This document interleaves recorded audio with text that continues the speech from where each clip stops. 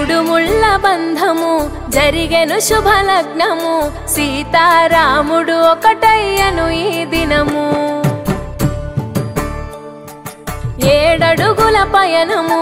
ఒకరికొకరు సొంతము కలిసి మెలిసి సాగను ఈ జీవితము శతమానం భవతి అని వధువరులను దీవించి శ్రీరస్తు శుభమస్తని అతిథులు ఆశీర్వదించి పంచాభూతాల నడుమ 2 మనసులేకమయ్యే కళ్యాణ